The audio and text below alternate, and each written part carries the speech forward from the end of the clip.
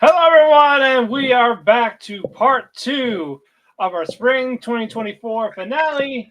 Uh, we now know Matt, Ethan, Starman, and Chris. We're all here once again to discuss the top 10 animes of spring for the season with some honorable mentions. And we're going to wrap a pretty bow on this with our summer watch list. You were here for part one. If you were, thank you so much. And now we're going to get to the meat of the matter. Gentlemen, are you all ready? The meat of the matter. All right. Meat. Meat, meat, Okay. meat. Arby's, we have the meats. Sandwiches. There we go.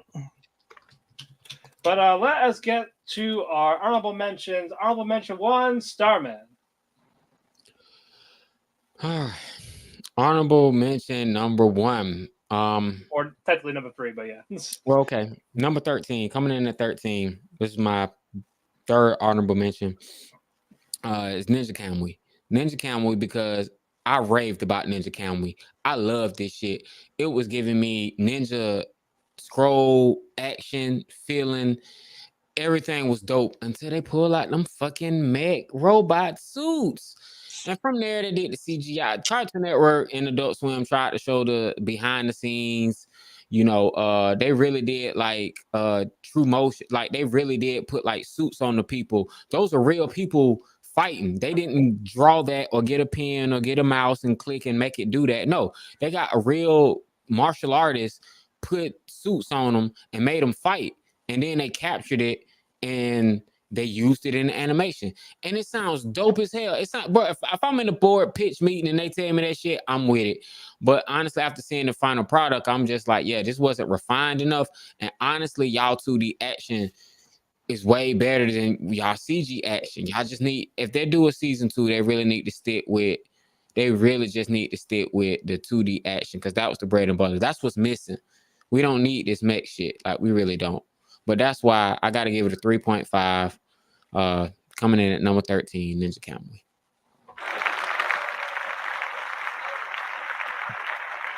Chris? My number 13 is Salad Bowl of Eccentrics. I really enjoyed the uh, reverse or the alternate take of the isekai of people from another world going to live in Japan. Uh, um, it was fun watching the characters interact. It gave me a the same feeling of the characters interacting that I get from any of the works made by the creator of Durara, Bakano, and Death Mount Deathplay. Uh, it just focused too much on one of the side characters who that I don't really want to get into due to the fact that she gets homeless, joins a cult, uh, creates a 3D model of herself, and joins a band, and it's just it didn't need that much focus on her. Okay. Ethan? I just want to qualify myself at the very beginning by saying I'm not a fan of my honorable mentions whatsoever. They all won. 11, 12, and 13 won by default because if it were up to me, Slime, My Hero, Spice, and Whisper would all be in my 13 if they were eligible. Just want to throw that out there. Sure. Therefore, 13, I gave it to Sandland because I couldn't think of anything else that I could logically give, and Sandland wasn't a bad anime by any stretch of the imagination. I enjoyed it. It is bittersweet, as we always like to reminisce and honor Toriyama, who was one of the great mangaka of all time, and may he rest in peace. So for this show being his final official anime title that he was a part of, I think it was very, very nice, a decent sign off. And yeah, I enjoyed it very much. I also gave it a 3.5, I believe, out of 5. And yeah, it was a solid show. I also gave it to Sandland. I had fun with it. I know people don't like that type of animation. They complained about that with the Dragon Ball superhero movie, but I thought more of that as a beta run for the finished result was for Sandland in terms of that type of 3D CD-ish kind of animation mixed in. They did a really nice job, and it's very Toriyama-esque with the character names, the designs of them, and you got that feel of Toriyama making that. And it's a shame he couldn't see it all. That's the real shame part of it. The manga was only the first half with the whole water thing, and they just did more with the freaking angel and all that. So impressive to do it in those 12 to 13 episodes. And but I tell you, was it perfect? Was it great? No, but I had fun. I didn't regret watching it. No regrets. Yep. Honorable mention 2, Starman. All right, my second honorable mention is going to be none other than Day to Live 5. Day to Live 5 was much of the same. It's one of those shows like if you're not gonna jump in the middle of it, you're not gonna just say, oh, where's Day to Live V? I'm gonna watch this shit. And it's like, no, bro, that's 5. You got 4 other seasons you need to go back and check out. But I'm way too invested to not know what happened. And this season, finding out the truth about Shido's past, what happened, the twist with Mio. Oh my God, it was such great anime. It had a lot of competition, but with that being said, I had to at least give it an honorable mention. It's like, hey, if you're a fan of it, you're gonna enjoy it. You're a fan of it. But it did have a lot of competition. It was stacked against heavy hitters, but like it was a good show. They went from 2D to 3D to mixing them both together, and they never lost focus, and everybody is still just as lovable and valuable. So yeah, Day to Live 5. Okay, Chris. My number 12 is Shown at Level 2 in Another World. As I said earlier, the main reason why I came to this show or continue to come back to this series is because of Reese. The story isn't that great. Most of the other characters besides the main 2 don't really matter. They're just there to the plot line in general. But it's still an alright story if you can, keep watching the same thing over and over again. But yeah, that's all I can say on it. Is it too much of a cozy slice of life? Yeah. Yeah. Okay. And yeah, basically that. Yeah, I was like that with Land of Leaf Vale a couple years ago, so I get it. My number 12 is a show that you wouldn't think would make it, but again, by default, it did, and I didn't hate it. And it is Tadaima Okaeri. Omegaverse is not my thing. I will not watch another anime probably that has Omegaverse in it. But that said, it had a lot of redeeming qualities. I loved the little children in the show. I thought they were really well done. They were really adorable. There were parts of seeing them that got me emotional at times, and anything that gives me any sort of emotion will always get a minimum of an honorable mention, in my opinion. Assuming that there isn't as much competition. But that said, I just thought it was really well done. The romance aspect of it was really nice. It is an LGBTQ show, and if you aren't comfortable, like Matt said about 10 minutes into the first show, fuck off. It's not your concern. Don't watch it. I didn't have any issues with it. I thought it was really nice. The romance was solid. The other side characters I thought they contributed well enough. They delved into a couple of their stories in particular and gave us, reasons to want to invest in them. And so that was pretty solid. Animation was, pretty simple, but not bad.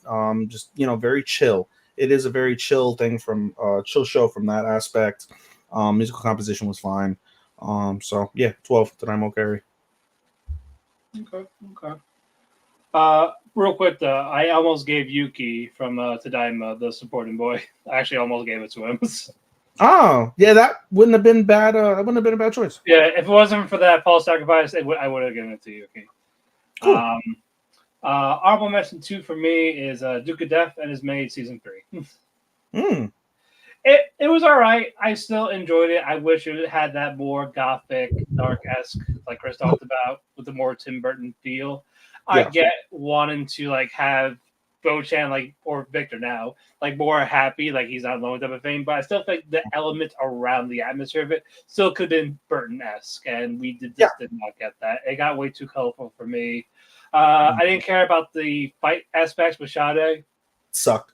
I know, but after that, once the curse got broken, that was it. But that also felt a little too quick. Like you finally got it, and it's only talked about for like one episode.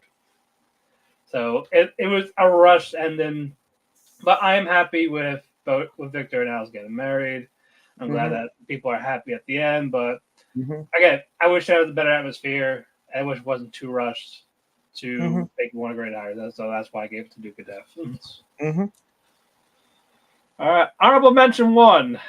All right, my number 1 honorable mention, which is an anime that almost cracked my top 10, but it was against fierce competition. Ultimately, this anime was held in very high regard until the ending. I felt that it didn't end the way I wanted it to. It didn't end the way I thought it was going to end, considering how predictable this anime began to get.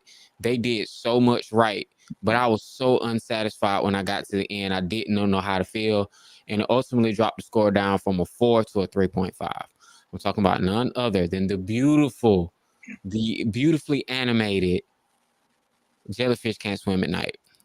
Really? Yeah. Jellyfish Can't Swim at Night disappointed me when I got to the end. Once I got to the end and it was like, oh no, mom, nothing got explained. Her and her mom never had a fucking conversation. They never made up. They never squared it. She just showed up at her graduation. Nobody apologized for shit. No, everybody just got through this shit. She did her final song, and it's like, okay, you did the jelly thing. What's going on? Like, what you kissed her? Did that mean something? Y'all not gonna address that back? Okay, fuck it. That's not going on with that. Are y'all gonna keep doing jelly now that y'all then got kind of famous and y'all grown? Okay, I guess so, because y'all painted the mural. I just felt like, I don't know, I got to the end and against all the competition and stuff, I'm just like, I enjoyed it. I will not say I did not enjoy this anime. It was really hard. It was a really hard decision giving this shit the honorable mention, but it was against some fierce competition, and I just couldn't find it in me to crack it in the top 10. It needs a season 2. If we get a season 2, sure, but originals don't. It's hard for originals to get it unless you're like I like very I like popular, conflict, bro. And the conflict just gotta go somewhere. And it's like, okay, like, Yeah, I feel that. Chris. My honorable mention my number 11 is one that would have been in its top 10 until what became hey Plague, till it got knocked down due to a majority of reasons, but mostly because of the last episodes of 2 shows in my list. I'm going with Michoku Tensei season 3 or season 2 part 2. whoa. A lot of shockers early on. Holy fuck. Mostly because of the cut content, including the thing that I added on to the group chat about Father's Day. It would have been really great to listen to Paul's inner thoughts as he's like realizing what's happening after getting no, that I agree with. That should have. Or something that happened like an episode prior where Rudy kills his first human and realizes, oh hey, I just took a life of a person. But they cut that whole bit out. Yeah, they're not making good decisions on what to keep in. Yeah. Yeah. Ignorance is bliss, I guess, because now I feel cheated, Chris. Like I seen your shit you posted from X, and I'm like, oh, I feel kind of yeah. That's really a big issue with season 2. I will admit that. Wow. They cut out so much important shit, and they kept stuff that really didn't matter, or it made us not really fully care, except for a couple of things. Y'all got me rethinking my fucking whole list, man. God damn. It's like that sometimes. Fuck. Well, Matt convinced me to drop my honorable mention number 1 from the top 10. Thank you. That was Duke of Death season 3. I mean, yeah, I can't really expound much further from Matt's point. I kind of feel the same way. It's still a nice series. It's still a premiere series when it comes to CGI. I still think they do it pretty well compared to how it could be done and how I've seen it done in the past with other shows that has been shit. Duke of Death does it really well. At the end of the day, we got the completion of the story.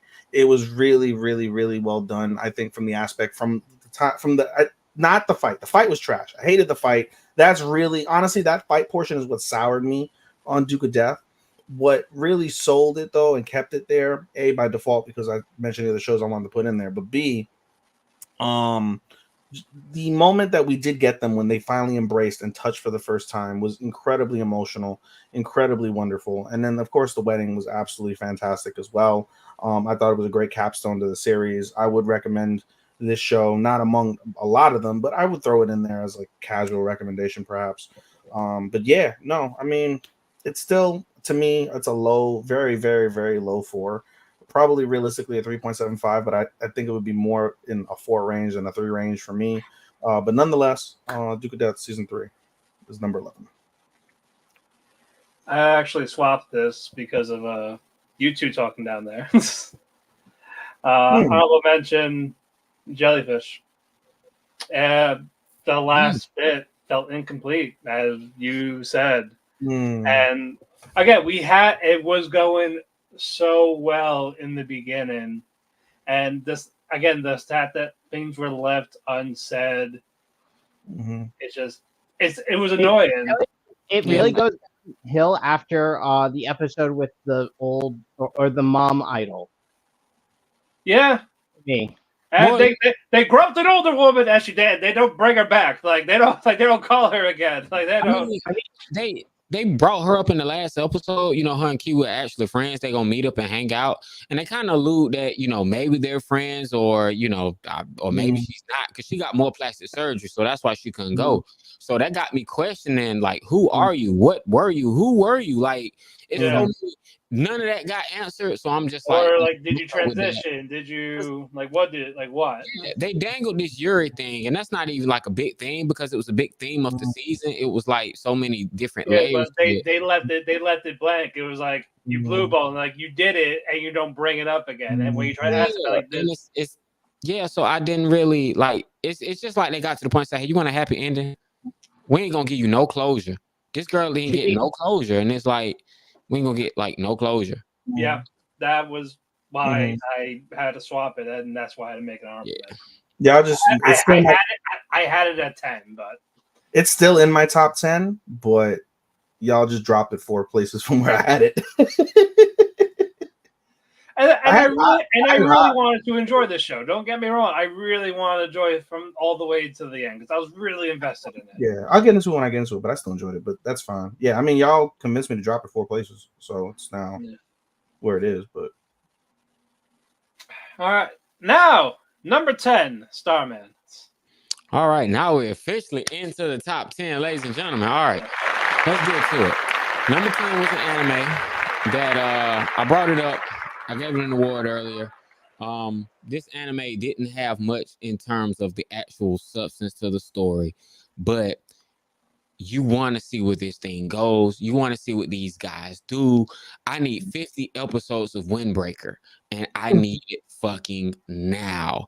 I need this shit to get the Demon Slayer treatment. I need this shit to get the Spy Family treatment. I need a new season of Windbreaker every season, at least 1 season per year, maybe even 2 for like the next 4 years. Like, I just have to see what this gang does. I got to see this man climb to the top and be the number 1 fighter in his school. Like, that's something I just have to see. So yeah. Okay. Cool. I mean, you sold Matt and I on it, so we're gonna watch it when we watch it. Oh yeah, no, and I'll probably fix my list after I watch it. Like, okay, now I feel better. I don't ever go back. I mean, if that's the case, then I would have. I won't, but I'll probably like do like a hypothetical one if I watched it in time. Yeah. Chris, number 10 for you. My number 10 is a series that I really enjoyed. I'm really glad that I got to see it animated. Something I read before the anime even came out. Ranger Reject. Hmm. Okay. Yeah. Uh, I like the characters. My only real issue with it was that the last bit of it ran a little bit too long, in my opinion. They could have cut the what's it fucking called, entrance exam, I guess, to be one of the Rangers by an episode. Okay. Yeah. All right, Ethan. Number 10. Number 10 for me is a show that I had. So I was hoping. Well, I shouldn't say that. Let me rephrase that. If number 10 could have fit in last season, I probably would have put it like at the time that what was it, like 6 episodes? Something 5 or like that. 6. 5 or 6. You know where I'm going with this. I would have probably put it at like 6. I think it would have damn near been the top 5, but now it's 10 just because of how incredible the other shows were. I am talking about Ninja Kami. I am a simple man. Just give me dope fights, give me good animation, give me good music, and you got me. And I can totally 100% agree with all the things you guys say in terms of the plot. I'm not always 100% stickler for the plot. The very, very best with shows that we watch always involve incredible plot, but sometimes I just want to watch a badass show, and this was a badass show. Lots of death, lots of fights, dope fucking animation, dope music. I was entertained. And when I talk about me watching anime lately, the reality speaking, if I'm honest with the listeners, I don't get as entertained with anime because I consider this more of a job. It's way more to me than a hobby. It's almost like a second job, which I know doesn't sound good, doesn't translate well in terms of it, but Ninja Kami is one of those ones where it's like, all right, I could just sit there and I could be fucking entertained. And I was entertained. So barely made the 10. It definitely would have, it actually would not be if I could count the other shows like I mentioned. It wouldn't even be in the list, but it made my number 10.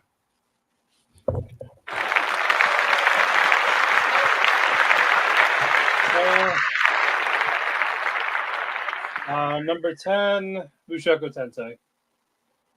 Damn. Again, I hated the changes. Mm. I don't hate it still. I'm still along for the ride. But stop cutting out important shit. You make it not matter. You make it feel flat. That is my issue with the change of direction with Studio Bind after season 2. Okay, it could have been great, maybe, sure, but nah, you took what made season 1 special into not. And there was some good stuff. Like after Turning Point 3, it kicked up, sure. It could have been fucking better.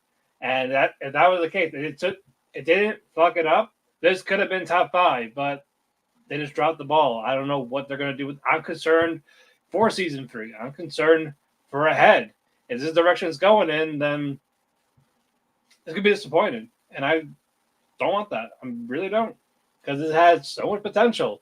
The light novel material or manga or webtoon is great. A lot of world building, a lot of depth with these characters and everything, and just some of it is bland. And no. So because of that, that's why I give it number 10. All right. Number 9. I'll make it. All right. Number 9 for me won 2 awards previously. This anime, Ethan, it was a recommendation from Ethan. He sold me on it, and he was like, bro, you gotta watch it. It's drama. You'll like it. I'm like, fuck it. I love drama. Don't threaten me with a good time. I'm talking about none other than the many sides of voice actor radio. Seeing the story about Yasumi and Yuhi go through what they had to go through, and how it was about their battle, their rivalry, but ultimately Yasumi was like the main character. Ultimately, by the end, she really had to show why she was special. Mikuru, I really like her. I thought she was adorable. She was one of my favorite characters on the show. I thought Mary need to get some damn sleep. Y'all need to let her fucking sleep. Yep. Yes, Yeah. 100%. No, give her more coffee. Keep her awake. No, she needs cocaine at this point. She might be doing blow. You don't know. Dude, bro, she needs cocaine and Mountain Dew, bro. Like whatever y'all giving her ain't working. 8-hour energy. Yeah, bro. She need to call Yeah, Sabrina all Carpenter. that Bang, Monster, Red Bull. Yeah, bro. She gotta call Nas, Sabrina Carpenter and say, please, please, please give me all Original this. Coke recipe. I need it all. She needs it. But with that being said, no, man, that is I really enjoyed that, man. That's my number 9, man. It's a 3.5. It's my last 3.5. Everything going here is a 4 out of 5 or higher going forward. So this is my last 3.5. But many sides of voice out the radio, solid 3.5. I would like more of this. I would like more of it. It was really dope. Mm-hmm. Okay. My Chris? turn. Yep. My Your turn. number 9. My number 9 is this series has never been this high on my top 10, or even made it to my top 10. But it had it did really good with its filler. Matt, you brought it up before. Demon Slayer, the Demon Hot Slayer. Training Arc. Yep. The animation was great. I really enjoyed the celebrity guest appearances of Chris Benoit and Michael Jackson at that last episode. And bringing back Otalku was just the topping on the cake. So that's my number 9. Chris Benoit. Well, we gonna mute. Well, we like. Do I have something? That's what I should do. Oh, Sean, clip this. Our editor, Sean, clip this. Clip this for us. Oh my god! Clip this whole thing. Like what? Like 26 minutes in. Tell him. Yeah, literally for like what, minute and a half, 2 minutes? Yeah. Yeah. Let's him talk about Demon Slayer, the Michael Jackson, Chris Benoit, the bleep. Yeah, make that a clip. That's fucking brilliant. I will start up. I will start back up our fucking what's it called? Otaku Cafe Instagram just to post this clip. Please do it. Yes. You missed it. I told Matt for the season finales when we were going to talk about Demon Slayer as the co-main to have Ubu Yoshiki's face be replaced with Chris Benoit's. I don't know how to do that. Otherwise, I would have. Oh my god! And we would have opened it with Shooter. Yo, this man. Oh. What was that? We were going to open it with the Chris Benoit's theme. Yeah, I know. I really wanted to.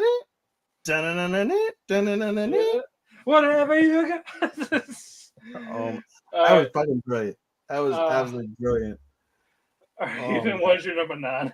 Not better than that fucking description. I gave number 9 to Unnamed Memory. It was one of the shows that I was really high on early on. I was really, really, really high on it. Like I had this honestly as like my surprise of the season for a good bit of the season before Bartender took over. But I thoroughly enjoyed Unnamed Memory, and I think the first half of that show was really, really solid. And it kind of to slow down a little bit for me. I became less invested. And at first I hated the ending until I really sat down and I thought about it. That's why I gave Tinashe and Oscar the couple of the year, because when you really think about like what it takes to sacrifice your entire existence in the universe for one woman to make that one woman happy and not suffer pain, and subsequently an entire nation, I think that speaks volumes to someone's character. And just in terms of the overall story, I thought it was really solid. It's a really solid fantasy show. Dragons, monsters, magic galore, OP magic, swords that cancel magic, backstabbing. Like it's a really, really good fantasy show. And just the principle of Tinashe as well, when I wanted to give it to her as best girl before I changed it to Yumiko, the principle of her, like, after being betrayed, she doesn't want to give herself up to men. And then you have Oscar come and his persistence and his, like, he wants her. And finally he manages to convince her, finally manages to, get her to break. And, the first time that they make love, it's a wonderful moment before more drama and shit happens. I mean, it was a really solid show. And the principle of her, being able to be the one to break his curse, because bear in mind, the entire plot point that starts this show is the fact that he's been cursed and he can't have children. If a woman gets pregnant with his child, that woman and that child will die prior to or during childbirth. That is the curse. And the fact that she's able to break that for him without expecting anything of her own from that perspective, other than the fact that, you know, he won like the little tower thing that they did at the beginning of the show, was really solid. So I would love now, and I cannot wait. Actually, no, why would I say I would love it? It did get announced that season 2 is coming out for Unnamed Memory. Yeah, January. Yeah. Yeah, and now I'm really, now that tonight has really like galvanized me to really look forward to it. Okay. This one moved up 2 spaces, knocking down Mushoku and Jellyfish. Number 9, Many Sides of Voice Actor Radio. Hey, I really had that as my first honorable mention. Yeah. But the drama aspect is what made it more interesting. Some episodes here and there were like a hit and miss, but I do enjoy these characters. It wasn't like a full-on girls' love, a little bit of Yuri bait, but you know what? That outside of that, I like the chemistry between the 2 voice actors. I like learning more about the voice actor side in the Japanese scene. So I got to learn stuff from it more than with Jellyfish. So Jellyfish we kind of knew from Fukadoshi no Ko. With voice actor, it felt more different of what you're learning on the other side of the entertainment business. So I like that. Funny moments, nice characters. The drama is really good. If we get more, I really hope so. So voice actor. But number 8, Starman. all right. Number 8 for me. It's still a 4 out of 5, but it got shuffled a bit with its competition. Now, will I say this is because I enjoyed it. I felt like this anime went out on a very high note. It picked up steam towards the end. In the beginning, it was a lot of, drama, world building. It was just a lot of cool karma, but it wasn't like something felt missing. And then when they picked it up and we got to the end, it was like, okay, I'm really enjoying this. And then I just felt like they went out really, really hard, but it was just a little something missing. Talking about Jobless Reincarnation Season 2, Part 2. Still a 4 out of 5, but it's coming in at number 8 for me. Just because the ignorance is bliss shit about the stuff that's missing. That don't really affect me as much because I didn't know about that, and it didn't affect me how much I enjoyed the show. It's just the show peaked when him and Paul went on a journey. Before then, it was like this cool entertainment. It felt like a slice of life. It felt like a school slice of life. It was like, okay, I forgot what type of show this was until they really like cranked it up and they really got back into the drama, and they ended on a high note with the marriage proposal. To me, the marriage proposal was more intense than that drama. That's why I'm here. Like, they finally got back to that type of drama. The battle with the with the monster, that was cool, but it was honestly everything that happened after that fight that made me, okay, I'm fucking with this. And I could have had more. If I would have got more of that, I would have been satisfied. But it was just too, all right, bro. You gotta have this fucking life for 8 episodes. What the fuck? Like, come on.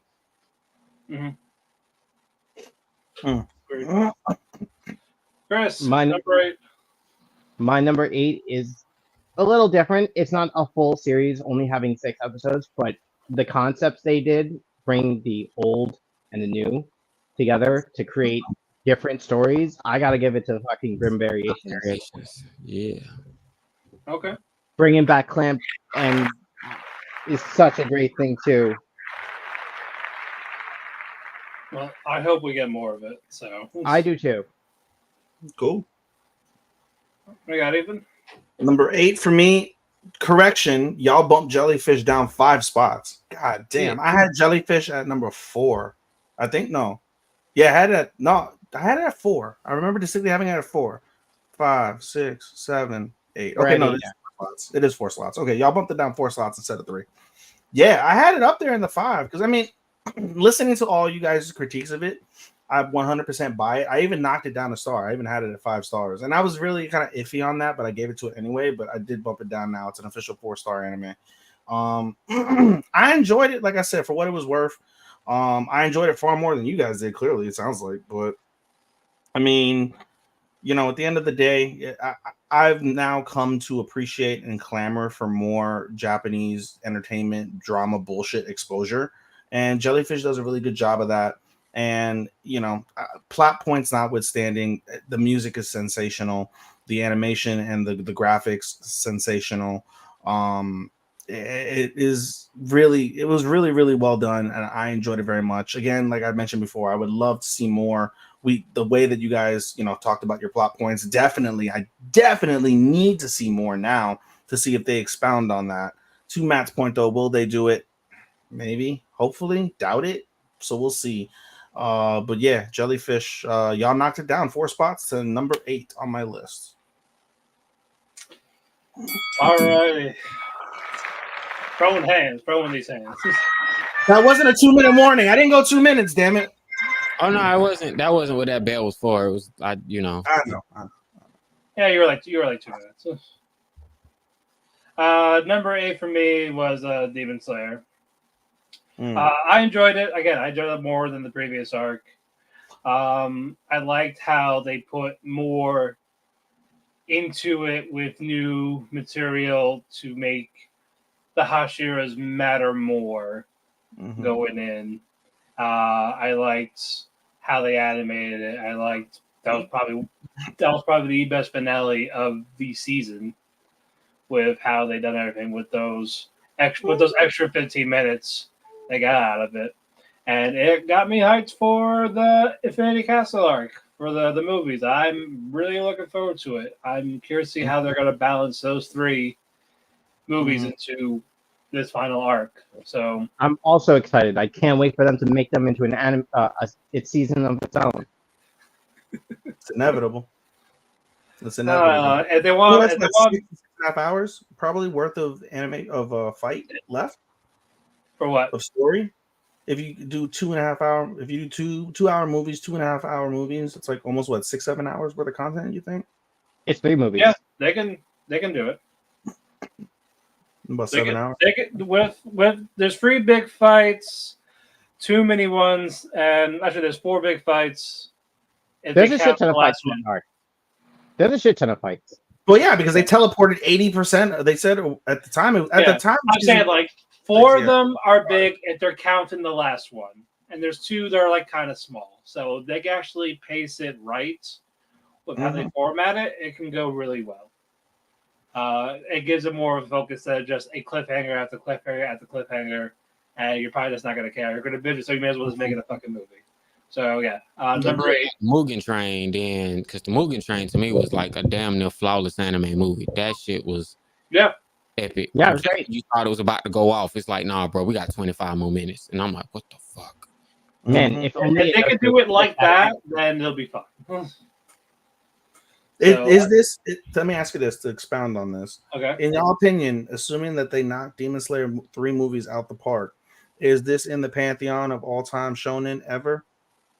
It already is, in my opinion. I ain't got to see the last. It's transcendent, and I agree to that point. But you guys, and we're speaking of more of a critical tone of it. Depends on how they do it.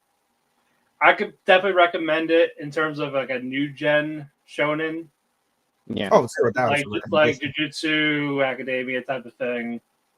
I recommend this over both of those, and I'll just tell my friends, yes, like yes, they yell a lot, but when you get used to it, it's fire. Yeah.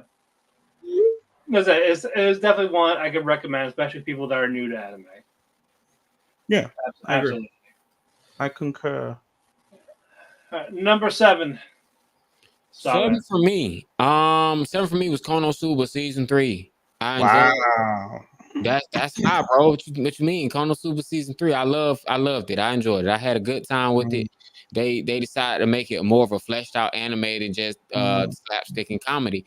That's Chris's point. The same thing I like about season 1, they repeated in season 2, and it's just more of that. And it's like, thank you. If it ain't broke, don't fix it.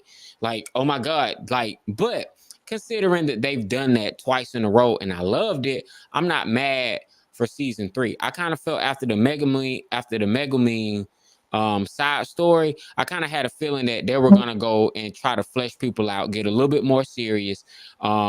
They gave us badass serious Cosmo, and I felt like that is worthy of high praise because it ain't got to be funny when you're that much of a badass. This man was on some, on some macho shit. Like I was like, bro, this man really, Cosmos really went there. So I appreciate this season. I thought it was cute, it was dope, it was funny. So 4 out of 5 is coming in hot at number 7. Okay. All right, Chris, number 7. My number 7 is Windbreakers. Okay. The action, the characters' interaction, they did an amazing job for it. And like Starman said earlier, they need to give this the Spy Family treatment. We need more seasons, or we need more of this. Well, we got season 2. We got season 2. I will accept nothing. I will accept nothing past winter 2025. Like if it's I think it'll come out in 2025. I want fall 2024, but you got to give me winter 2025. January, this shit got to come back on. I can't wait. Like, Well, they have plenty of material. The manga's up to chapter 146. And the anime barely even touched, or like around chapter 41. That's where it ends. Yeah, it's normally normal for like 30 or so chapters for a 12-episode series. So if you're at 140 at 40, that's at least 3.5 seasons right there. Yeah.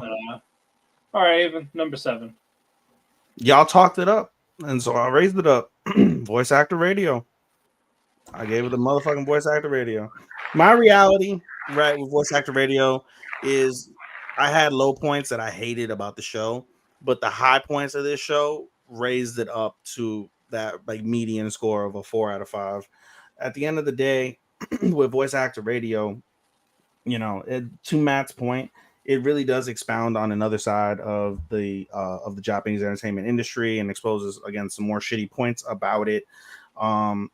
What's it called? I mean, at the end of the day, it's got me clamoring for more, and I appreciate the spotlight that it does from that perspective. I love both girls. I love a lot of the girls in the show. They're all cute, whether I like their personalities or not. It doesn't take away from the fact that they're all fucking cute. Character design was really, really, really well done. Animation was solid. Musical composition, because of the fact that that voice actresses play so many different pieces, we got really solid musical composition where you see them acting as mini idols, and that was really well done as well. Everything fit from that point. And yeah, for sure, I'm with you guys. I'd like to see more voice actor radio in the future, hopefully. Alrighty, number 7 for me is Bartender, Glass of God. Very enjoyable. I like the drink. I like the concept of the drinks, the story of the drinks.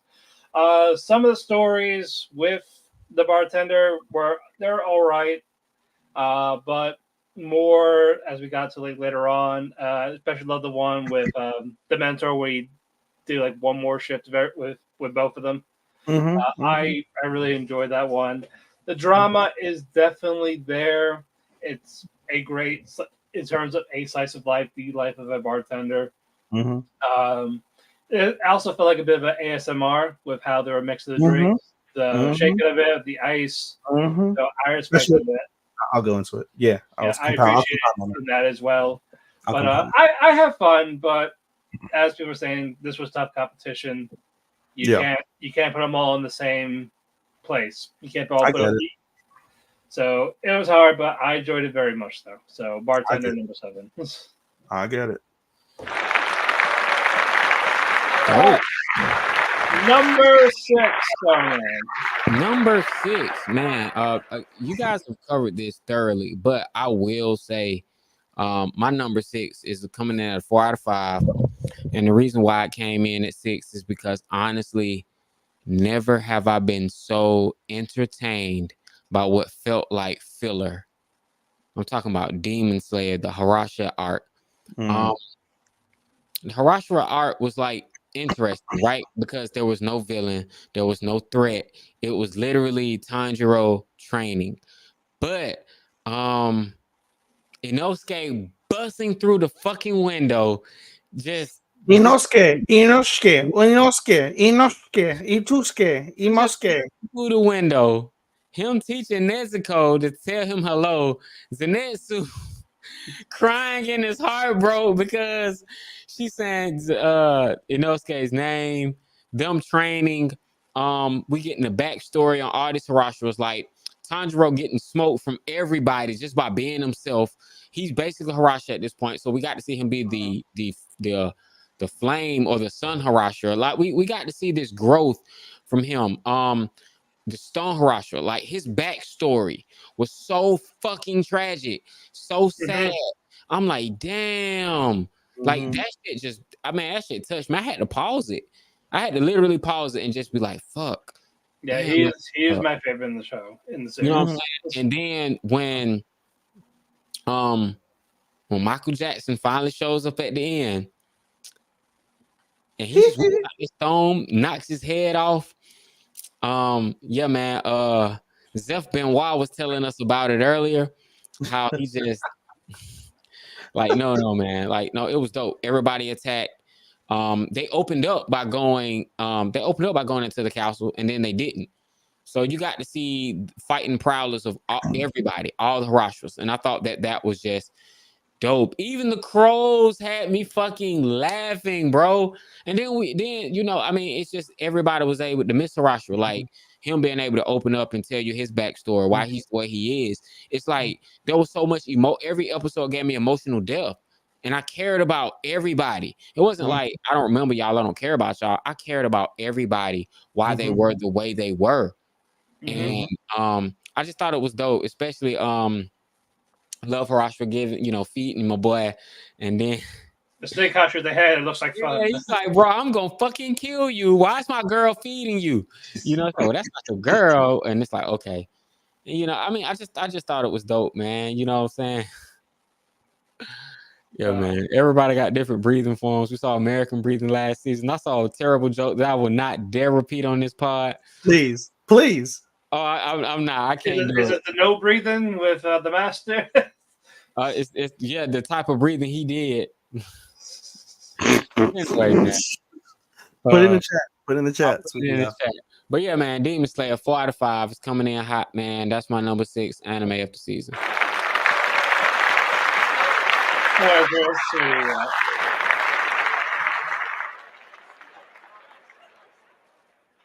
You said me? Oh, yeah. Sorry. My number 6 is Konosuba Season 3. Like I said before, the new. I enjoyed how they handled the new season, or I mean they're changing the formula a bit with the comedy. I enjoyed seeing new characters like the princess and her guards. It's great to know more about the I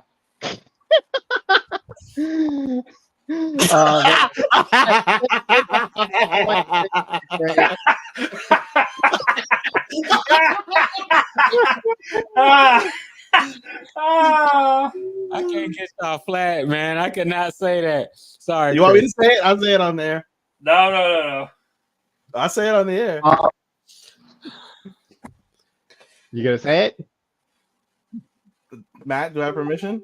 No, you're not doing it on the air. This is what I was gonna say on the air. I already look at the chat. I got the knife style with that type of breathing with my caption in there. Oh, bro. Is that Kami Kagura? Is that what he said? That's fucked up, man.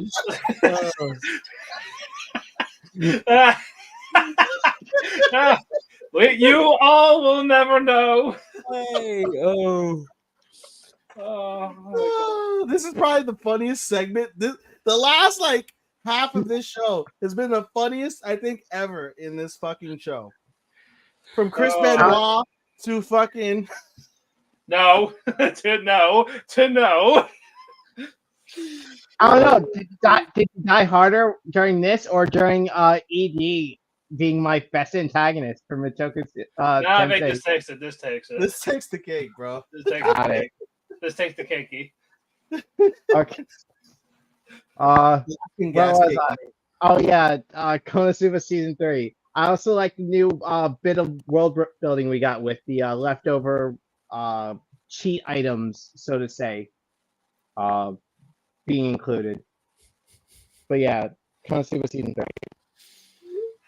Oh my god, I can't follow up any of this shit because this is so fucking funny.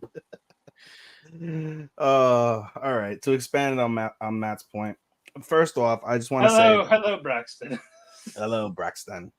I called this many times over the season the quintessential. This is a absolute quintessential slice of life, by far, easily the slice of life of the season for me. Bartender, a glass of God, and to expound on a couple points on Bartender. They call it the glass of God, right? It's this mythical drink, and it's, again, as I mentioned previously about Bartender, the taste of the drink, yeah, matters obviously, but it's what that drink gives you, that sense of relief, that sense of purpose, clarity, which is an oxymoron when you think of alcohol giving you clarity, but the sense of clarity that you get. Damn it, Chris! God damn it, Chris! God damn! I'm trying to Why? Why? Why, man? It's more wild. Wild.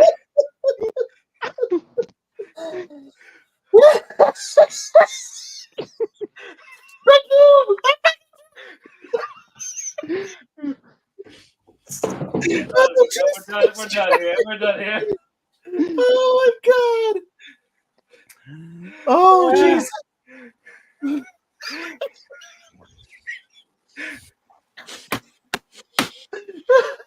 We're never gonna finish. We're not gonna finish. We're not gonna. I'm so hot! Oh shit! Oh. Oh, Yes, boy. Braxton, we know Transformers. Yeah, but we only accept terraformers in this place. Stop it. Y'all got me fucked up. Yo, imagine if we were all lit. Oh god, I wish. Yeah, If I didn't have work tomorrow, I would have been drinking by now. Oh my! I'm so hot. Continue with the glass of God. God, this is what I said I was going to go on a diatribe on, but this wasn't because I was going to be dying laughing over fucking Chris and fucking Sean. Anyway, to be serious, shut up, cat. I know you're hungry. Yeah, to be serious. Yeah, we expound on that point with the glass of God being that what it was, and I think one of the things that really sold me on Glass of God as being special to me is the distinct line in the show, specifically when they talk about trigger warning 5, 4, 3, 2, 1 suicide. When they talk about the suicide episode, right, and they go in depth on it, and you see for the entire focus of the show, it's very much like high bartending, right? Like special bartending. When you go to what I think all of us know as a traditional bar, all sorts of sometimes mischievous, shady characters drinking just straight hard liquor, nothing fancy going on. And the way in which I forget her name, but what's her face basically said, like, what kind of place is this? Like, you guys are just getting people fucked up and they go on their way or worse.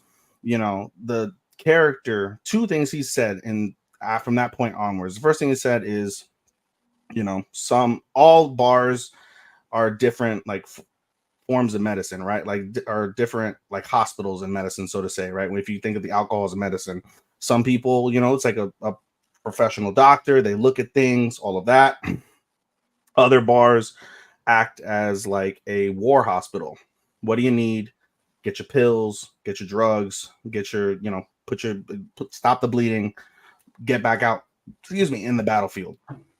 And I thought that really resonated in terms of how sometimes bartenders will look at the other side of trying to bartend from an emotional standpoint. And the second one that really stood out to me was the principle of, there are two, and I remember this quote so distinctly. There are two people a dying man wishes to be with prior to their last breath. The first one is a priest.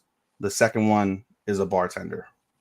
And I can think of so many different situations where I've gone to my friend's bar under extreme emotional duress simply because I needed the alcohol and I needed a friend to talk to. And knowing that I can have both of those in the same location gave me a little bit of satisfaction and ease from that piece. And so that's when I think of bartender and I think of the emotional aspect of alcohol, perhaps alcoholism, you could say for me. And then just the principle of how something such as a drink is able to unite people. Like, because there are scenes in the show where, you have a collective, a conglomerate of people. They don't know themselves from Adam, but they all manage to get together and share a common agreement and a common love.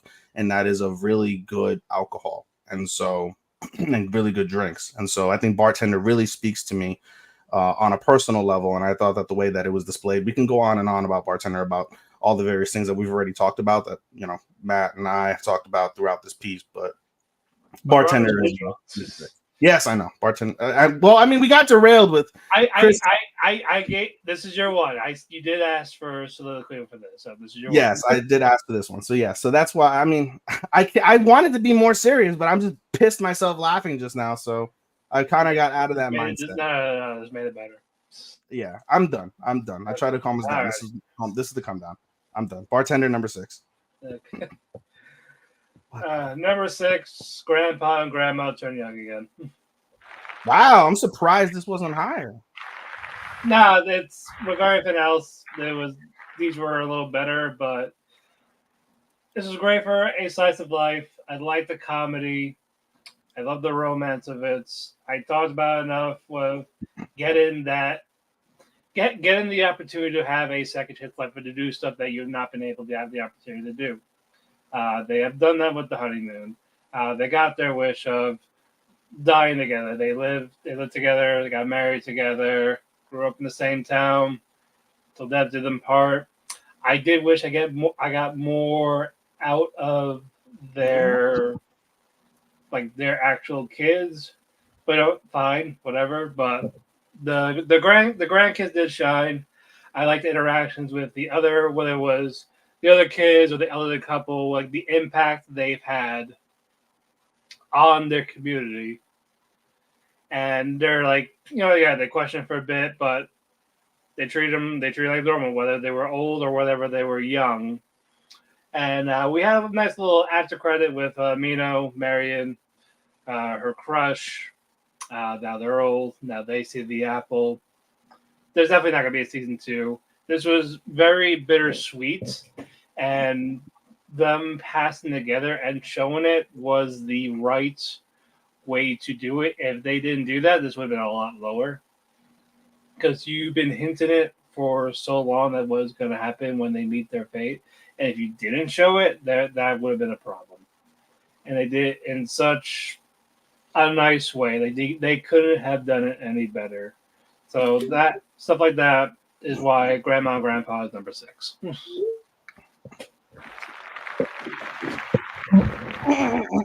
All right, final 5. Number 5, Starman. Top 5. This is when the list gets hard. This is when things got shuffled. This is when decisions were made, and I probably changed it a few times. Ultimately, though, the season finales is what determined why these shows landed in their spots. Because I already knew what my top 5 was going to be. Probably by episode 8, I already knew it was going to make my top 5. But it was the season finales that pretty much sealed the deal. So to get in my number 5 is Train to the End of the World. Okay. Train to the End of the World deserves the top 5 spot because it was original, it was fun, it was interesting. I've told people in the past, I've told you guys in the past, I have 3 metrics. How much can I recommend this show? How well was the production? And how much I enjoyed it. The last 2 ladders of that are high on the list. Selling it to people, I feel like I would have to force you to get through a couple episodes to really get it. But I feel like everybody's not gonna gravitate to the show that easily. But it's a fun adventure. It's one of the best adventure anime I have ever fucking seen. Train to the End of the World is a dope ass anime. Grand opening, grand closing. I really love how this ended. It had action, it had everything. It was a superb show. Like, if you didn't watch it, you missed out. It was dope. Mm-hmm. All right, Chris. My number 5 is something that was in like this was my number 3 until like the last episode. It is Date Alive season 5 because they completely. I loved it. Don't get me wrong. The only reason why it's number 5 instead of number 3 is due to the last episode where they changed how the story ended, or rather, they didn't do what happens in from what I looked up in the light novels, or from what I looked up what happened in the light novels. It was really disappointed, but I get it. They wanted to like just finish it here and not do another season, but I hope that they might go back to it, I guess. But yeah, that's my number 5. Okay. What do you got?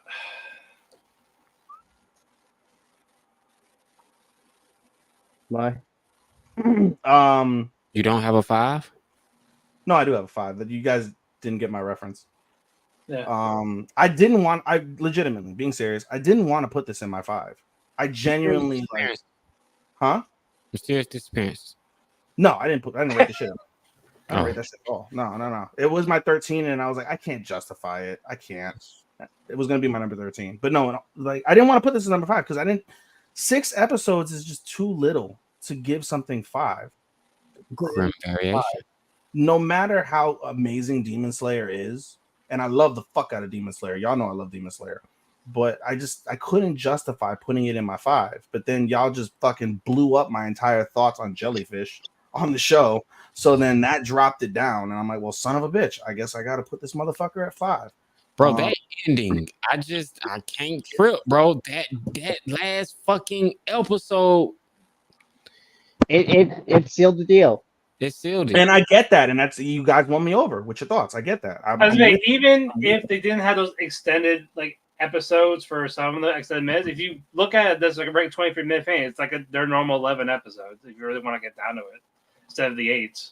No, it was 8. It was like they gave you 10 minutes and then like another like 15. They got extra 20 minutes. You got 2 extra 20 minutes from the beginning and the end. So that's 2 episodes there. That's 10. You probably got the left. But yeah, it's like almost about 11 episodes. It's not almost 11 episodes. That's almost 10. We're talking semantics. It's not that serious. I'm just even that is still not a big deal. You still got quality for 8. You did, and that's why it was so high to begin with. And it's not to take away from any of the quality. So, I mean, yeah, Demon Slayer is number 5. I can't really expound on much that you guys haven't already talked about through these points. I thoroughly enjoyed it. Obviously, that's why it's in my 5. And again, the hype for these 3 movies is unparalleled at this stage, I think, for any of the other shows that remain. Honest to God, I kind of low-key feel like the hype for the 3 movies is almost Attack on Titan level, where we're at that like anticipation, where people that have read the manga know exactly what's going to go down, and now it's a matter of how they adapt it. Sony gotta get this release right. That's the only thing that worries me about it. This can't come out in Japan and then America 3 months later. They said it was going to be worldwide distribution. I think they did say that it was going to be a worldwide distribution. It has to be, but you know the internet was straight up spoiled this shit. Yeah. Like a motherfucking spoiled, bro. They can't. Yeah. They're still gonna do it. Everything's already out there. That's true, and they're being kind about it because they didn't even spoil Attack on Titan for the most part. Like you had to go look at those spoilers to find them.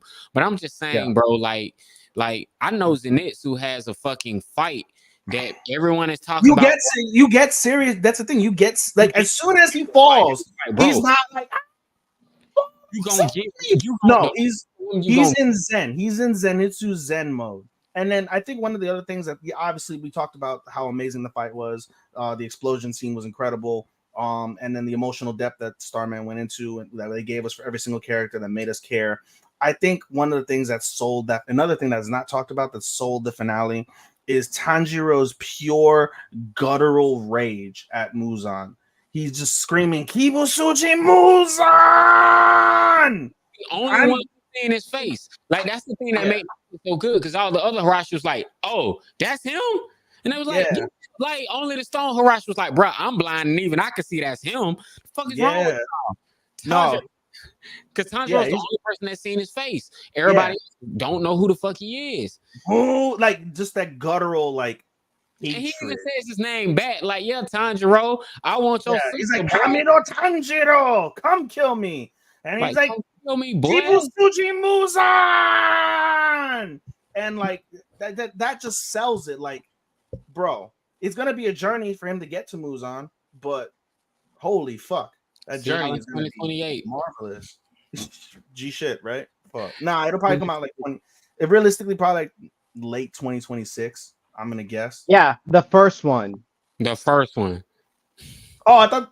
See, that's another thing, because it's like, bro, I would legit. I swear to God, if they drop all three back to back to back, I swear to God, swear to you, I would stay. I would get up at like 10 in the morning or whatever the fuck time it is until the movie theater closes to watch back to back to back. So I could just like fucking just have to like pick my jaw up with a fucking shopping cart to roll it back to my fucking summer. If they gave us like the first movie next summer, we'll be lucky. But who knows? We'll see. Who knows? They probably have been working on it in Jinx with the Hashira trend. They probably working on all of them. So it'll probably be next year for the first one. Yeah, I don't have much else to say really for Demon Slayer. It's still incredible. It's still fantastic. I agree with your point, Matt. It's probably the single best finale of the entire season. It ranks up there, and I always said that. I thought, and I still think that season 3's finale is the best finale Demon Slayer has ever done.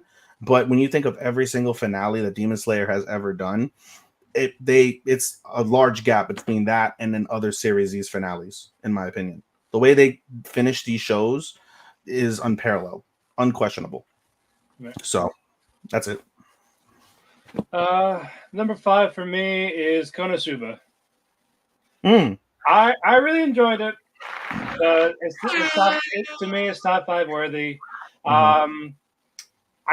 There was a more focus on character, especially Darkness. I didn't get more of the adventure aspects of Konosuba. That's kind of what it is, mostly with the adventure comedy. And the lack of adventure was like, it's a little bit of a downer. But I still enjoyed Kazuma. I enjoyed more development from Darkness. Aqua was just Aqua. And love Megumin. Lack of Union upset me. She just there for like 5 minutes overall. So come on, give me more Union. But Union supremacy. Exactly. I am looking forward to season 4. If we get it, I just don't want to wait like another 5 years. Yeah, when? Yeah, I just don't want to wait another 5 years for it. Well, we didn't wait 5 years from 2 to 3. We waited 3, but it was a long ass 3. Was it 3?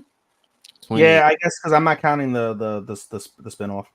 But there was a movie. I'm not counting the movie. When did it go? I'm counting the movie. I was counting the actual season 2. Oh, gotcha. That was 2017. Was it fucking really? Well, that was 2019. Yep. Nah, that's still 5 years. That's still 5. I didn't even realize that. Yeah, I'm looking right now. It must be because for the movie. The movie was 2019. Yeah, it must be because it was 2017. Yeah, it must be because I binged 1, 2, and the movie like in 2018, the back to back, and I binged it all when I first got put on Konosuba. But it's still a long time. You're right. That's fair. Yeah. So if it's a year or two, sure. I don't want 5. But no, I enjoyed it very much. So that's why. Right, number 4, Starman. My number 4 was, I'm sorry, I can't apologize enough, man. This was like the most fun I had. Every week I look forward to watching this show and seeing what madness and unhinged debauchery Lloyd could get himself into, man. So yeah, my number 4 coming in at a 4 out of 5 was I was reincarnated as the 7th prince, so I can take my time perfecting my magical ability. And I've raved about it all night, man. He perfected his magical ability. Then again, he's only 10, bro. He's still perfecting that shit. But this man, he enchanted a sword and fought a demon lord, and that shit was just badass. He fought a high level demon, sealed the demon, made the demon as his cute little pet. And when he needs extra power, he puts the demon familiar in his hand. He lets the demon possess his hand. So the demon will possess his hand and he'll get extra demon magic in his hand. And it's like, bro, what can this man do? Like I said, and the people he ends up saving at the end, it's a bunch of demons he ends up fighting, but there's these people called the Blighted, and he saves each one of them. They have a special power, and you know, he got brothers, their princess, got a sister. Like, this shit's dope, man. I really enjoyed the show. This show's really fucking fun. But yeah, that's why it's my number 4, because I had the most fun watching it. Nice. Chris. My number 4 is Train to the End of the World. Okay. Love seeing the girls go through fucked up 7G Japan. The characters were all great, and it was really enjoyable. Okay. Cool. Okay. All right, even number 4. Number 4 is a show that got bumped up again because we bumped down Jellyfish, and that is Tsukimichi Season 2. This is the highest I've ever rated Tsukimichi, and I loved it. Keep in mind, Tsukimichi, it was a continuous core, so it officially started in spring, and the first half was pretty solid. Realistically, if I were to put the Tsukimichi in winter, I probably would have put it somewhere around like 8, I think. And so, yeah, and that's saying that. And then the second half, core, I guess you can say core 2. Core 2 was even better than the first half. We got more fights, more badassery from Makoto, more questions that were answered in terms of stuff that was brought up in season 1. And to Chris's point, we had expounded on the week that you weren't with us, Matt. Chris and I had talked about one of the small pitfalls of Tsukimichi is that the main plot point, the overarching plot point of the show, is his beef, his quarrel with the shitty goddess. And we finally in core 2 got that interaction. And at first, Makoto, when you look at season 1, Makoto is really like kind of like he doesn't know what to do, and then he gets fucked over, then he gets pissed off at her. And then in core 2, when he has the interaction with the goddess, it's a completely 180 Makoto. Like he is brash, he is confident, his beef like really like shines out, and they have a really solid interaction. And Chris and I's point is that we want to see more of the interaction with the shitty goddess. Doesn't seem like the show is going to put it on that, because there's so many different side stories that end up merging by the time that those seasons are over, and you get a really conclusive and definitive and really nicely packed and bowed ending to a season. But it's my only real quarrel with Tsukimichi. But nonetheless, like I said, fucking incredible, like OP. All the characters are OP as fuck. Good character depth with those characters, as well as the new side characters that they introduced in season 2, and left you wanting to see more from those characters as well. Because again, all these other main side characters, I don't think I've mentioned this, they're all isekai too. And there's a correlation between Makoto and one of the heroes who's isekai, and so we want to see more interaction from that piece. And yeah, I enjoyed it. I feel like this is one of my guilty pleasure animes, and it's so underrated. Like I said earlier in part 1, if you want a really underrated isekai that's gonna really leave you satisfied, it's Tsukimichi. Yeah, to Matt's point, a lot of isekais are just rinse and repeat. But Tsukimichi really does what other shows do a lot better than those other shows. And so, honest to God, Tsukimichi would be one of those ones for an isekai. Like, you have Slime, you have ReZero. Tsukimichi I would throw in that list among other ones that I'm not mentioning right now. So, yeah, number 4, Tsukimichi. Okay. Number 4 for me is Girls Band Cry. I very much enjoyed it. I love the music. I, in good conscience, couldn't put above Bocchi the Rock as a show, but as a band and music, they're much better than Bocchi the Rock. They're better than Keisuke Band. Uh, I like the CG animation, CG 3D, whatever we were calling it. I like the animation for that. Very expressive. Brought like more dimension to their characters, how they act, the mannerisms, and I like Nina. Tomo was my favorite. Thank you, Chris. The drama aspects were there, comedy aspects were there. They just did. It was just actually well done. I wasn't too crazy about the ending. I get it though, but it was like another bittersweet ending, but wasn't conveyed perfectly for me to rank it a little bit higher. But I still thoroughly enjoyed it. So, Girls Band Cry, number 4. All right. Number 3, Starman. All right, man. We're into the top 3. Yep. All right, man. This anime, I was really looking forward to it. I heard about it. I was looking forward to this anime almost as much as another one that I shall probably name later. But this anime, I just had to see it, and when I saw it, I was not disappointed at all. It lived up to every expectation I had for it.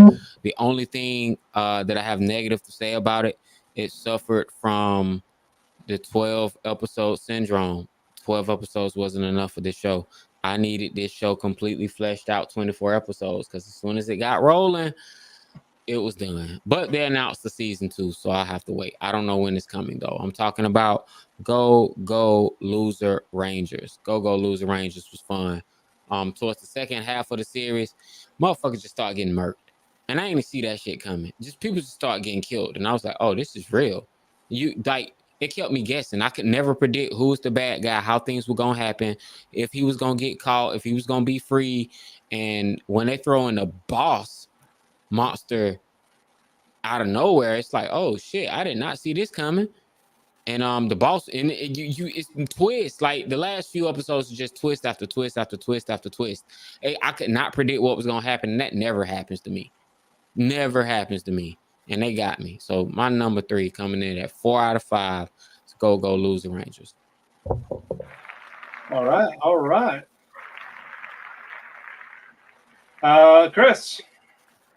My number 4 is, or no, my number 3 is Delicious in Dungeon season 1 part 2. Fucking they delivered on what I asked for last season, and they continued the world building. They continued the delicious food, and they just did everything right. I seriously enjoyed it, and I just hope we get more, because fuck, I want to see what happens with the Dark Mage. Okay. All right, Ethan. What's your number 3? My number 3 is one that you guys critique very heavily.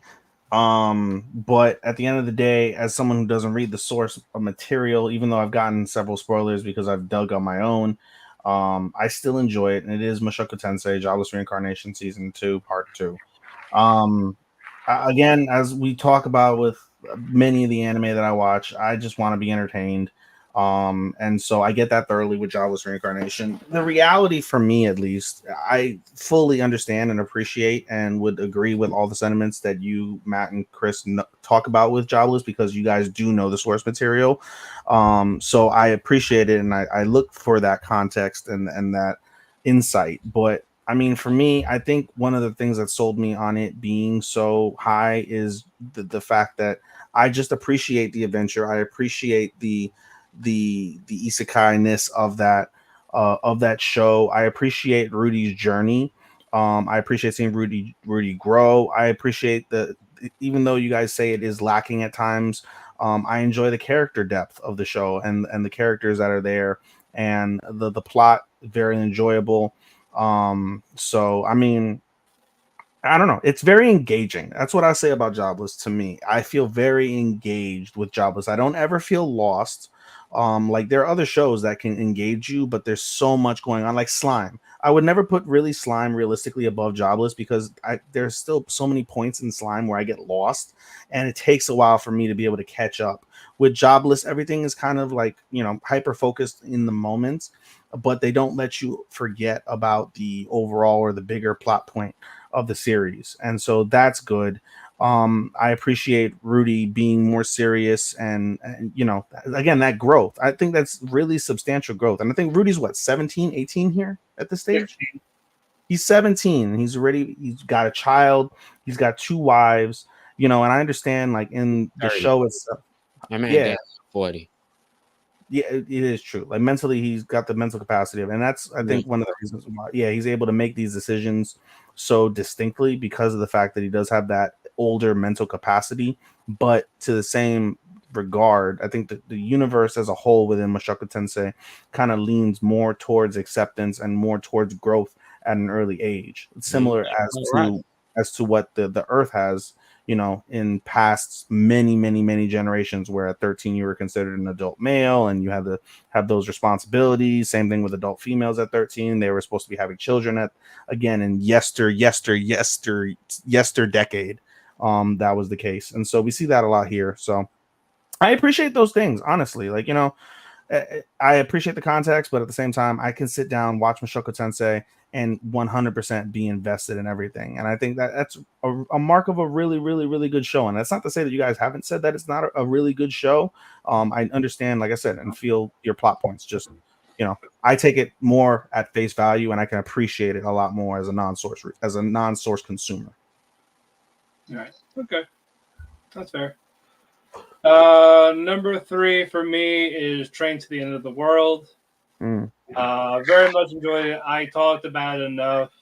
Probably some of the best writing in a while. Very clever, visually pleasing. I enjoyed the characters. I liked the creativity, uniqueness of the world around it, and it was just a fantastic adventure. No complaints. Number 3 is where it belongs.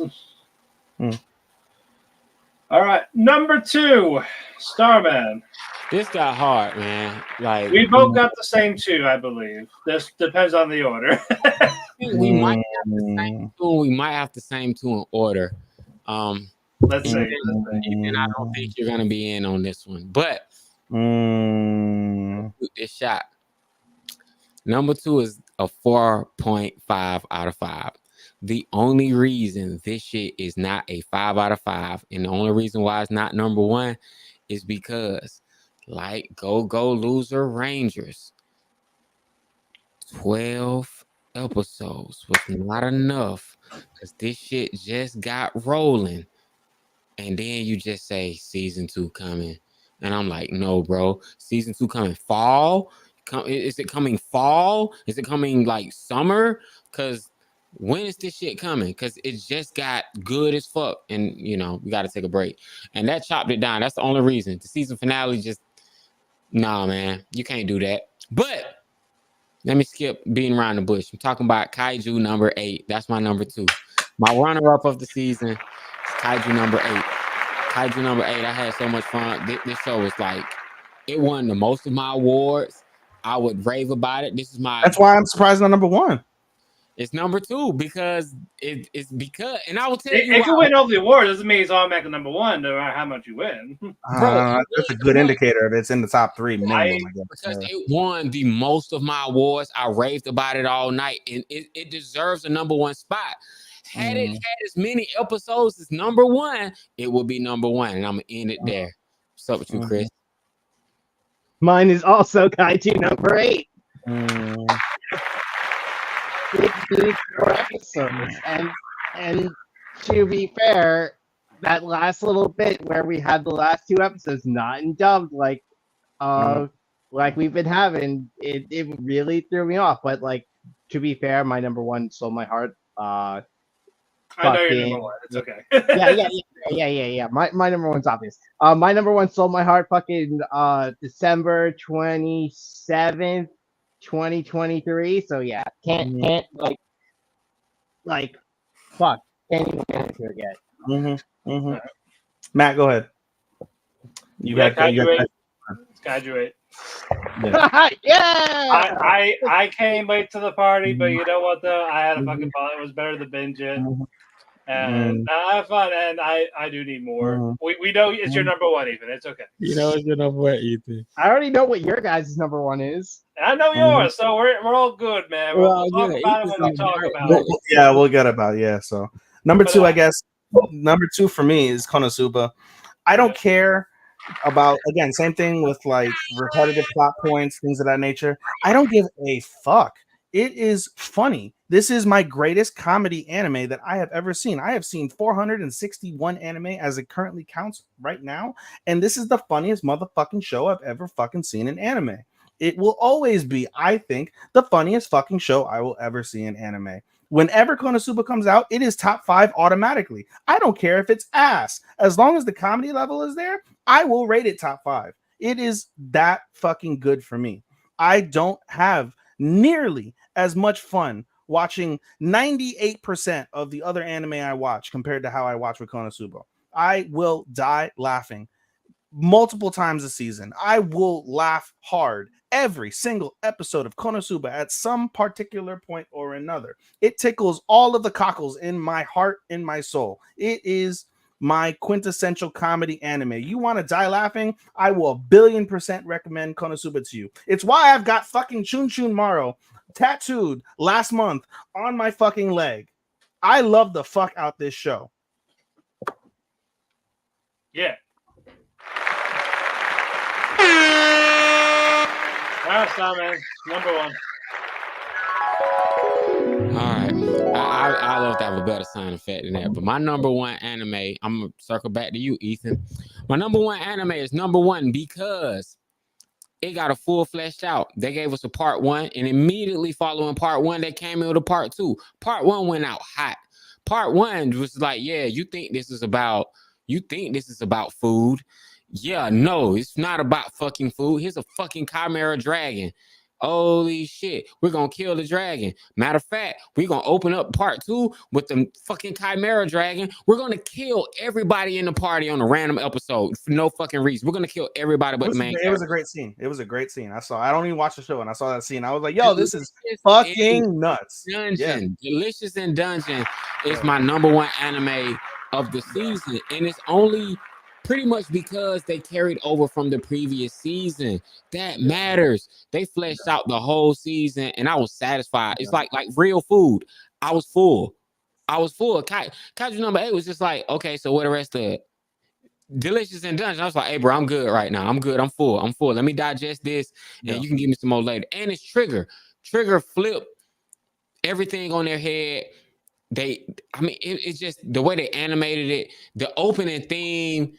Dun, dun, dun, dun, dun, dun, dun. I love the opening theme. I love the ending theme. It was like they did so much shit right in this show. And everybody else, I'm gonna let you guys take it away. My number one anime of the season is Delicious in Dungeon, man. It was delicious, bro. Delicious. Matt, want to expand on that since we're I'll wait. You'll wait. All right. You got more points. All right, Chris. All right, my number one is Girls Band Cry. There we go. I fucking love the music. The girls had great chemistry and were awesome. Matt, you said that it ended on a bittersweet note. I think somewhat differently. I think that the ending was them realizing, oh, hey, we're not ready to join a. That's why it was bittersweet. It's like they realized that they're not ready. But they're also gaining their freedom back, so that they don't have to they can make their own mistakes without having to worry about, oh man, we're affecting someone else. Mm-hmm. I got that as in after the song, that was it. Mm-hmm. Like, what else? Like, what's next? You can't do that. Yeah. You can't blue ball me. You can't.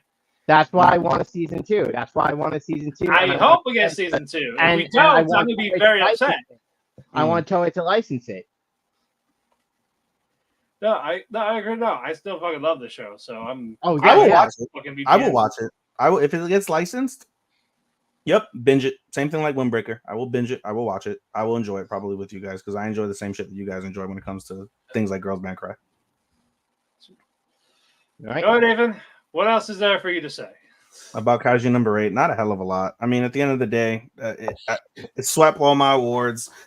Kaiju number 8 has been talked about over and over, so there's really not a lot further for me to say. It's just, it was an incredible show. Starman hyped the absolute fuck out of it, and it certainly 1,000,000,000% delivered. If I'm being frank with you, Konosuba was my number 1 default from episode 1 on. I swear to you, it was number 1 What did from Kaiju do to sell you on to earn the top spot? the last couple episodes.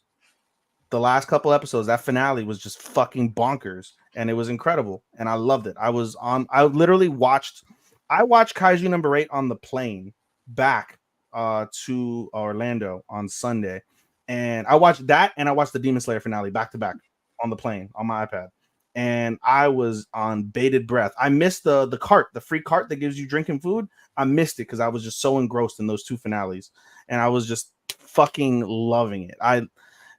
That finale, and it had taken over the week before from the penultimate episode is when it officially took over, and it absolutely was solidified with episode 12. And I respect 1,000,000,000% in your thought process in terms of it needs more. It should have gotten 24 episodes. We need more now. On the train with you, ride that train, choo choo.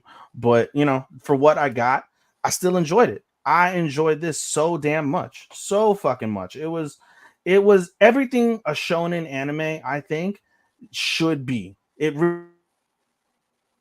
Music, OP, ED were really fucking solid. What's it called? Character development, action sequences.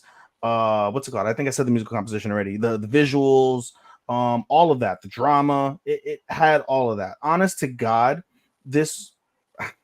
I'm looking back on Winter. Nah, Freeing's a little bit better. We got more out of it. I'll put it at number 2 if I were to go back in Winter, if they would go back as of this stage. But no, Kaiju number 8 is absolutely fucking phenomenal. And yeah. Okay. I mean, yeah. Number 1, Bloodstone Dungeon. First half, great build up. Like finishing the story of killing the dragon. They're able to get the sister back. Like, all right, where's part 2 gonna go with this? Where's the second half going? And it's like, oh shit, there's more than the dragon. There's more than the food. Is this more about the dungeon itself? The dark elf, that dungeon master, just manipulating everything around it with the surroundings.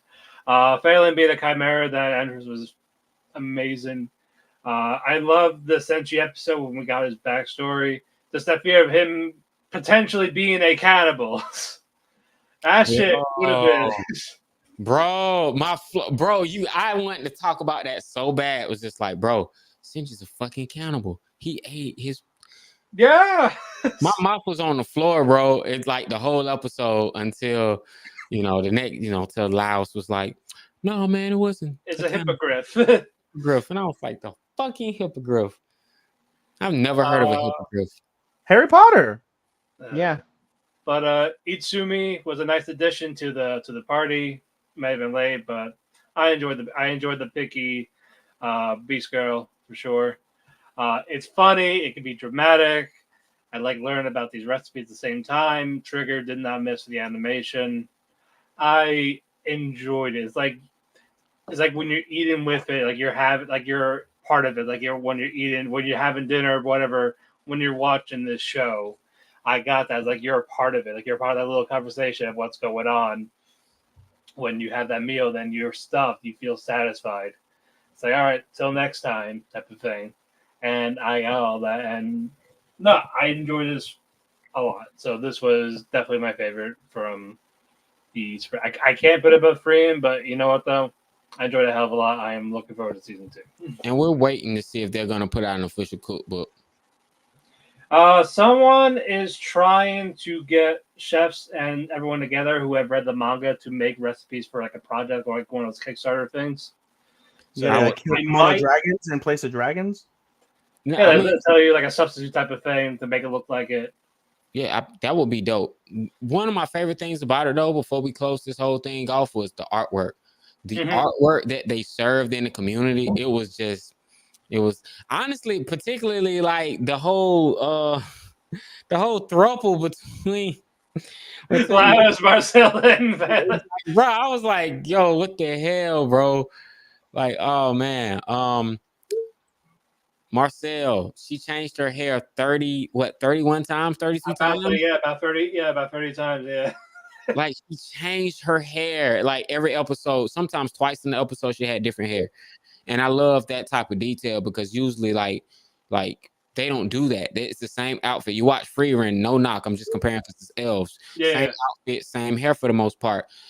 They kept changing Marcel's hair. They constantly changed hair. They had different outfits when they went in different parts of the dungeon. They had to change their armor. They had to switch things up. When they had the body swap episode, it was hilarious. They did different animation character. You got to see how every character sees other characters and how they look in their eyes.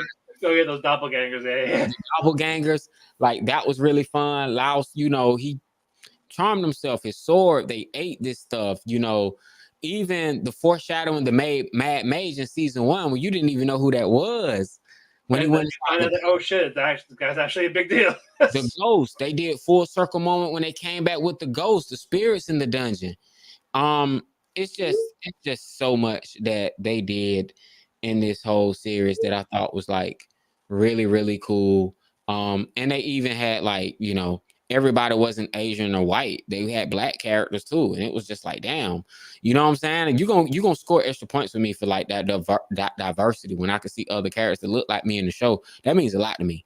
So I appreciate the Delicious and Dungeon even having that too. So yeah, man, I'll tell anybody, if you want a good show, watch Delicious and Dungeon. It's the best thing I can recommend you. Kaiju number 8, absolutely too, but Delicious and Dungeon. Best thing smoking on Netflix. I think that's honestly, as far as Netflix anime, Ethan, you might ask me, is it better than Cyberpunk? I'm gonna have to say it's way more fleshed out than Cyberpunk. If you want a quick weekend binge, I'm gonna tell you to watch Cyberpunk. But if you want a good anime, like a good starter anime, I might recommend it as a starter anime. It's just like, it's about food. Well, because they can give you another season. You can't get another season of Cyberpunk. But that Cyberpunk is a quick, easy watch. I tell any homeboy to watch that. But if I met anybody that likes Harry Potter, that likes Tolkien books, that likes just anything like that, I'm gonna tell you why. If you like anything fantasy, I'm gonna tell you watch Delicious and Dungeon. Absolutely. But fantastic show, and I thank you for recommending it to me because that was a ride. And then we arrived at number 1. Look at that. Look at that. Yeah, honestly, I was thinking this the whole time. I was like, there was some at the beginning, there were a lot of wild, oh shit, this is low. Oh shit. But then as we kept going, everybody for a lot of our shows was within 1 or 2 places of each other. There was a lot of parity involved with that. Yeah, my number 5 was Chris's number 4. And I think that went on and on throughout the top 5. A lot of us went back and forth. It was honestly it started at 9 or 8 and then ended at 5 or 4. Where we was just you have it at 5, I have it at 4. You have it at 6, I had it at 7. Whatever. I like that. But guys, that's number 10. Yep. But guys, before we wrap this up, spring is over. It's officially done. We got summer next week. Time for deer. Yes, it's time for deer. Respect. Chica noko noko koshi tan tan. Chica noko noko koshi tan tan. But what is everyone's summer watch list? Run it down real quick. All right. On Mondays, I got Mayonaka Punch and Spice and Wolf. Tuesdays, I got No Longer Allowed, Isekai, and Magical Girl and Lieutenant. I'm still on the fence because I still got to watch these. Oshinoko on Wednesday, obviously. Love is Indivisible by Twins also on Wednesday. I have no Thursday anime. That's going to be my rest of catch-up day. Code Geass on Friday mornings before work. Near Automata after work. 2.5 Dimensional Seduction probably Saturday morning because I'm probably done. But Bye Bye Earth comes out this Friday. I'm watching that. Suicide Squad Isekai, I used to watch that on Saturdays. The dub drops on Saturdays. The sub drops on Fridays, which is weird, but Hulu does Hulu shit. And finally, Sunday is my dear friend Nokotan and Wistoria Wand and Sword. Wistoria Wand and Sword is the best anime I have seen all season. The animation is motherfucking fire. That shit is fucking crispy, clean, and oh my fucking god, this shit is. Facts. This shit is Black Clover and One Punch. This shit is Black Clover and Mashal put together. And I know that shit sound weird, but that's all this shit is. It's just Black Clover and Mashal put together. That's it. It's Clover and Mashal. And I'm like, What show? what story? Wistoria Wand and Sword. Amanda recommended this shit to me. Shout out to her, bro. This shit dope. Fire ass swordsman can't do really magic. good.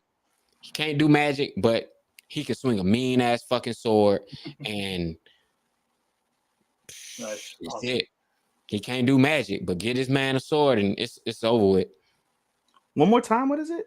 Wistoria, Wand, and Sword. Wisteria, Wand, and Sword. I'll write it in the chat. Yeah, I'm in the. I mean, I got room for something. So, Bro, you gonna There- like that. You I like found that bitch ass damn magic fake ass Harry Potter shit that came out 2 seasons ago. You'll love this. What are you talking about? Reign of the Seven. Yeah, Reign of the Seven Spellblades. Reign of the Seven Spellblades. You'll like this. This look like it's gonna be the real deal. All right, Chris, we're not gonna count you because you watched the whole catalog. You well, want this me is to what's go- gonna push us to over 2 hours. Is Chris reading his shit? I can go fast, but do you want me to go last or go now? No, Go ahead. now. Go ahead. Go now. Go ahead. Okay, for my continuals, I have Slime and Spice. For my new shit, I got Oshinoko Season 2, Tower of God Season 2, Deer, Russian Alia. Fucking, I finished Fairy Tale in order to get to this point so I can watch 100 Year Quest. Although I gotta wait for the dub. Isekai Suicide Squad. Gime Seikatsu, I don't remember what the fuck that was. Nier Automata. Our Crusade, or Our Last Crusade, or The Rise of a New World Season 2. 2.5 suggestion. Seduction. Fucking hell. Gigi Harem. I'm already calling it. This is probably gonna be my fucking best romance of the season. Isekai Shikaku. Cafe Quince 2. How to Be Ordinary. Wistoria. Why does no one remember being in this world? Cross-dressing Senpai. The strongest magician in the Demon Lord's army was a human. Failure Frame. Magical Girl and Evil Lieutenant. Fall in Love. Too Many Losing Heroines. Emotionless Wife. I Parry Everything. Shy Season 2. The Isekai about raising 2 kids. Magician Dahlia. Elusive Samurai. Domestic Girlfriend, but again, realistic VTuber. Bye Bye Earth. Q&A Isekai. Mob Explore. I'm a mob, but I'm gonna be an exploring hero. Whatever. Fuck, I don't remember. Oh yeah. Tasuketsu. Sengoku Yoku Season 2. Mayonaka Punch and Artie. Or Black Chobits of Gargantua. Give that man an award and a glass of water. Yeah, for real. For real. All right, even what you got? Hold on. Give your fucking calendar. Ordinary. You Yeah, did? no, hold on. I'll put on ordinary in red 4 or 5 red. Please, I was just writing you a note, Sean, that I just added Wisteria. Why not? I'll add Wisteria and join y'all. So, and just a note on the calendar. By the way, shout out to Starman. He before this show, he put together a calendar for for 3 of us. Chris has got to send him his Yeah, catalog. appreciate He it. put together. Yeah, so I much don't know when obliged to my shit Starman. airs, so like if you want, I could just send the fucking thing. But like, You're, Just yeah, jot 'em all down. that's gonna be like a whole page. Yeah, Yeah. bro, you're better off just like emailing him. The calendar's No, gonna be 2 pages long, but Yeah, I'll see bro. what I can When does Wisteria come out? Wisteria Sunday show. A Sunday show? Mhm. Let me go back to my calendar. Shit, that's the easiest thing to do. Just go back to it's a Sunday show. Okay, I'll have Wisteria on Sunday. That's fine. That puts me at 18. Spice and Wolf Monday. Nothing on Tuesday, which, by the way, I'll get to this now ahead of Matt. This season, we're going to try and record on Tuesdays, assuming I'm not behind. So that's the goal. So instead of Wednesdays, we're going to be doing it on Tuesdays, which is why we're doing it today. Also, I was really, really, really hyped to talk about this. That's why I forced everybody up. Nonetheless, Spice and Wolf on Monday, nothing on Tuesday. Wednesday, Love is Indivisible by Twins, Oshino Ko Season 2, and Alia sometimes hides her feelings in Russian. Thursday, Twilight Out of Focus, which is what we discussed way back at the beginning of part 1 of this episode tonight. Days with My Stepsister, which was actually pretty good. I'll talk about it on our first impressions. My Senpai is an Otonoko. Code Geass is a Friday. Nier Automata is Friday. Slime is Friday. And Atri is Friday. Saturday is My Hero Academia. Too Many Losing Heroines and How to Become Ordinary. Sunday is now Nokotan, Tower of God Season 2, VTuber, and now Wisteria. I'm gonna pick an Ordinary when the dub drops. It looks incredible. I haven't seen the first episode yet, but it's a mystery. It was a solid first episode. Yeah, and Matt said, and you could tell by the picture that I chose that it's shot like a movie, and that I want to see if this gives Demon Slayer a run for its money, because if you're putting that much animation into it, oh man, we will see. But I'm waiting on dubs. Yeah. Monday, Spice and Wolf, Mayonaka Punch. Tuesday, I Have Nothing. Wednesday, Love is Indivisible by Twins. Sengoku Yoko Season 2, that will be on the 17th. Oshinoko Season 2, or Roshidere, or Hide Our Feelings of Russian. Thursday, continuing D Demon, I may as well. And Suicide Squad Isekai. Friday, Code Geass, Nier Automata, and Atri. Saturday, My Hero Academia, How to Become Ordinary, My Wife Has No Emotion, and 2.5 Dimension Seduction. And finally for Sunday, Dear Friend Nokotan, Tower of God Season 2, VTuber Legend, and Nare Nare Cheer for You, which is right now my potential drop. We will see. Oh, you talk shit about me dropping a cheerleader anime. Look at you. I will give it 3 episodes. So are you going to drop that? Are you going to drop that for Twilight? I will probably drop it for Twilight, and as of right now, Wisteria might be my end of season bitch. Yeah, unless something else wows me that you guys praise about. But until then, that is going to be the plan. Yeah, I'm not starting nothing till Thursday. Tomorrow's mom's birthday, so I'm probably not gonna have anime free time. Happy birthday, Sean's mom.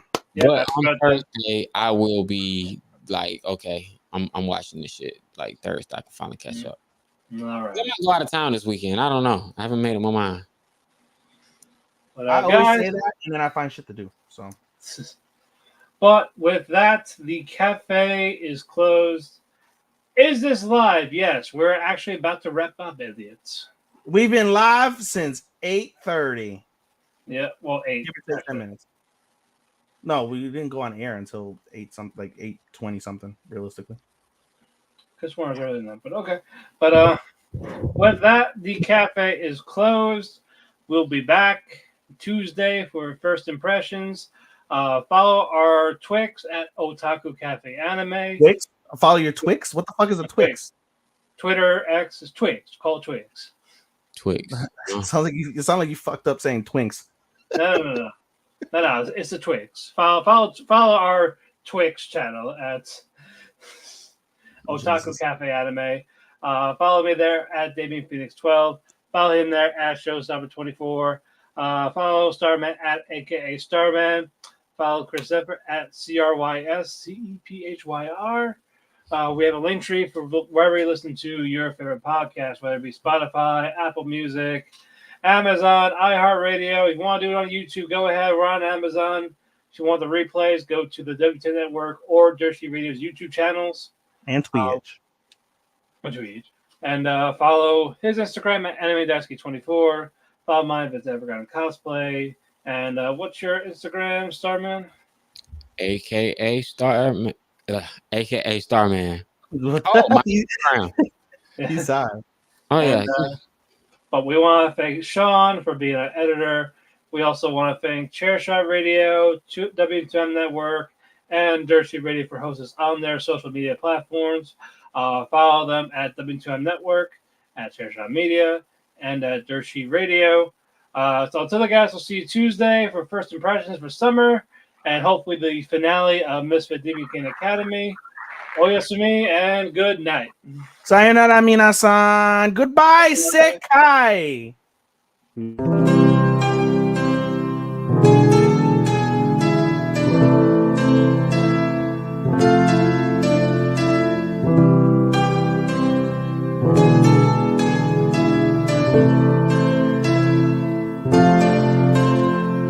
When the sun goes to sleep, I find myself in a heap because it hurts so much to be away from you. It makes my day when I get a text from you. But still I say goodbye again. Let's hope this isn't the last time that I see your face. But hey, it's fine. I know everybody needs a little space. There's no one to blame. Goodbye again. Let's hope this isn't the last time that I hear your voice. But it's your choice. I can't keep you here forever. Just promise me that you'll come back.